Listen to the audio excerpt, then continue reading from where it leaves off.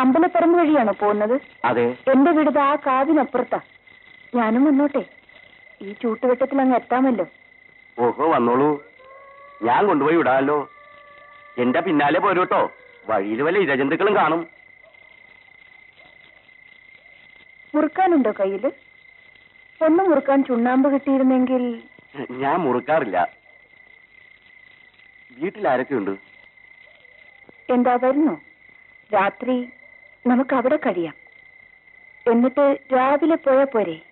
വീട്ടുകാർക്ക് വല്ല സംശയവും ഉണ്ടാവോ? ഏയ്, എന്റെ അമ്മ മാത്രമേ ഉള്ളൂ. അതെയോ? രാത്രി കാഴ്ചയും കുറവാ. എന്നാ വലിഞ്ഞു നടന്നോളൂ. ഇന്നത്തെ ശകുനം നല്ലത് തന്നെ. എന്താ പറഞ്ഞത്?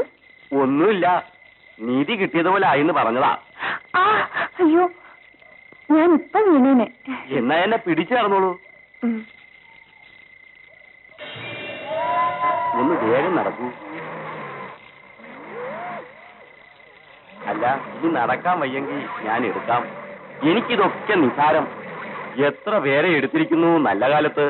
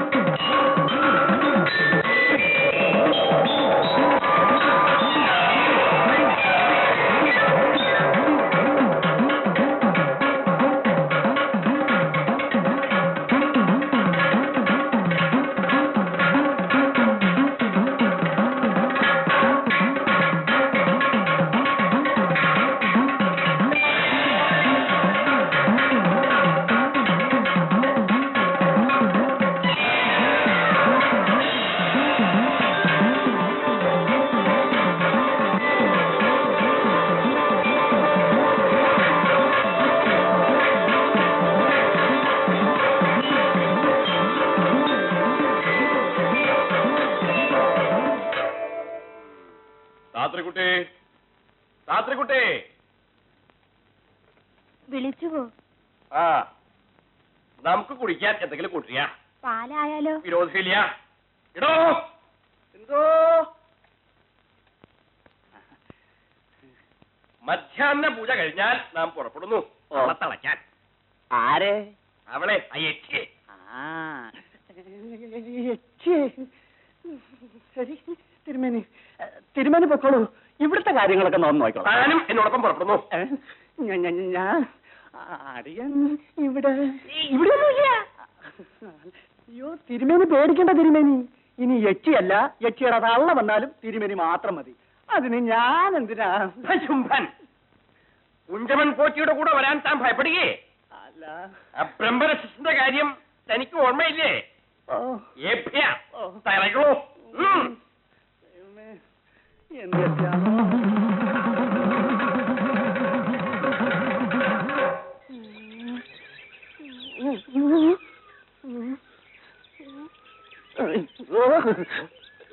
തനിക്കെന്താ ഒരു ഭയം പോലെ? ഭയമുണ്ടോ എന്ന് ചോദിച്ചാ പരിഗണ്ട. ഉണ്ടെങ്കിൽ അവിടെ തുറന്നു പറയണോ. ബ്രഹ്മരക്ഷസിനെ ഒതുക്കിയിട്ടുള്ള ആളാ ഈ കുഞ്ചമൻ പോറ്റി. പിന്നെ എന്നെ യക്ഷി. നടന്നോളൂ. പകല് തീരും മുമ്പേ അവിടെ എത്തണം.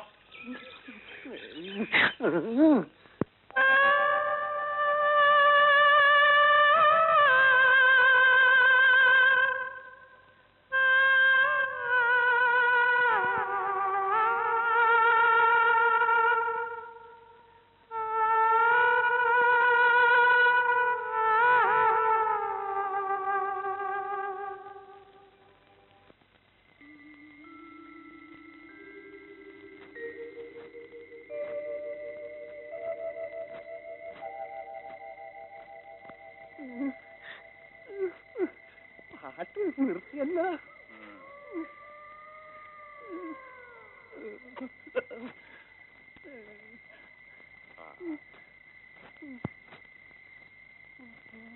എങ്ങോട്ടാ യാത്ര? അതും ഈ രാത്രിയിൽ? ഒന്ന് മുറുക്കാൻ ചുണ്ണാമ്പ് തരുമോ? ഓ പിന്നെന്താ,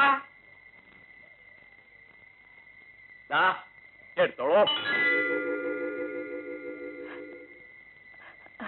ഇതെന്താ? ഞാൻ യക്ഷിയോ പിശാചോ ഒന്നുമല്ല. കൈ കൊണ്ട് തരൂ. ചുണ്ണാമ്പ് എടുക്കുകയും ചെയ്യാം, തിരുമേനിയെ ഒന്ന് തൊട്ടെന്നുമായി. തുടർന്നുണ്ടെങ്കിലേ എപ്പോഴും ആകാലോ. രാത്രിയിൽ ചുണ്ണാമ്പ് കൊടുക്കണത് കത്തി കൊണ്ടാകണേ. ഓ, എങ്കിലെനിക്ക് മുറുക്കണ്ട. നമ്മുടെ കൂടെ വരണമെന്നുട്ടോ ഇല്ലത്തേക്ക്. ഓ, ചുണ്ണാമ്പ് തരാത്ത ആളിന്റെ കൂടെ വന്നിട്ട് എന്താ മെച്ചം?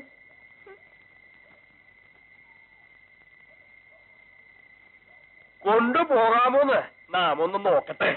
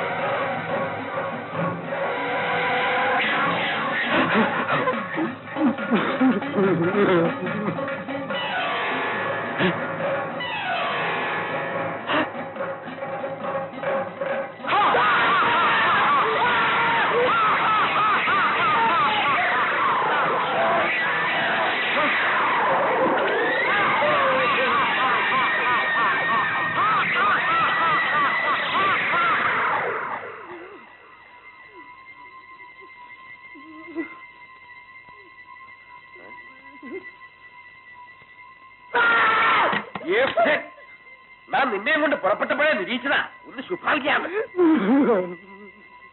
അവളെ പിടിച്ചു കേട്ടോ. ഇനിയും വരണോ തിരുമേനി?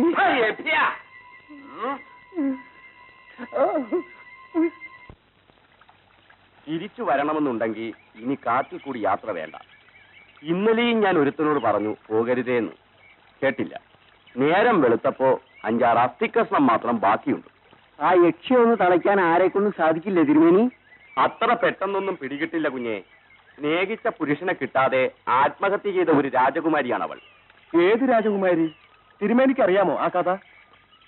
നിങ്ങൾ അവിടെ ഒരു കൽമണ്ഡപം കണ്ടിട്ടുണ്ടോ? ഉണ്ട്, ഈ വെള്ളച്ചാട്ടത്തിന് താഴെ അല്ലേ? അതെ, അവൾ എന്നും ആ ഭാഗങ്ങളിൽ ചുറ്റിയതേ.